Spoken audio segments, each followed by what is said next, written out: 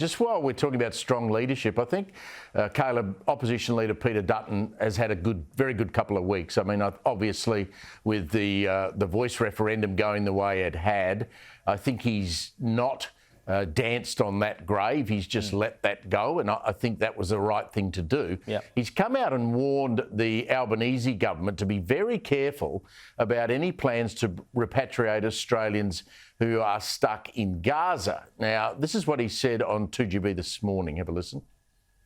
The government would need to be very wary about bringing people out of, a very difficult war-torn environment at the moment. Ultimately, the Prime Minister's got to act in our country's best interests, and I don't believe it's in our country's best interests to be increasing that intake at the moment without certainty around who individuals are. He makes a pretty good point, because if you're living in Gaza with an Australian passport, so you're a dual citizen presumably with an Australian passport and a Palestinian passport, you'd have to question why you would want to live in that strip of land where, life is very tough and very hard and now is very violent and bloody. You'd have to ask, well, why are you still there, wouldn't you, before you bring those people back here? Correct. I mean, beyond just the practicalities of trying to repatriate people from Gaza, I mean, that would be difficult enough in and of itself. A Western nation inserting itself directly into Gaza at the moment, I suspect, would not be the smartest move. But you're right, anyone who is living in Gaza at the moment who also claims to be Australian, why did you go to live in a part of the world that's run by terrorists, If you're a child who is born in Gaza, you don't have a choice over that matter.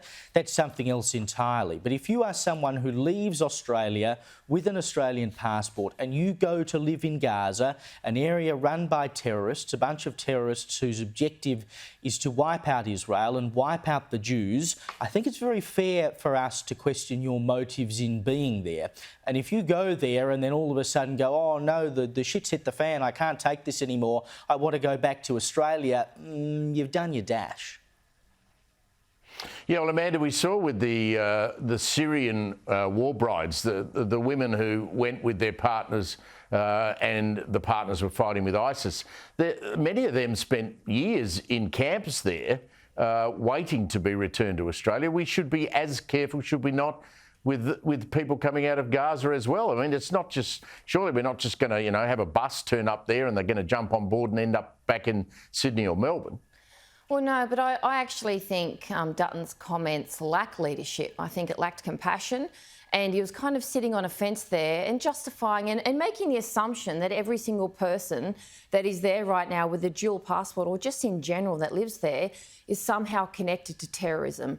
And I think that doesn't show leadership. If anything, he's lacking it in by saying that. I think there are ways for him to actually say, who can we identify that are victims here, whether they are Israeli or Palestinian, that we need to bring back to Australia, but also think of the children that are orphans or widows and people that have just been left stranded. Not just Australia, but other countries need to do something about that. We can't just see our Prime Minister going to a black tie function with Biden and ignoring this is going on, and Dutton saying, oh, I'm not quite sure we should bring anyone back here. Let's put in an effort, because talking about it in the media constantly and having people fight with each other on social media is not going to solve anything.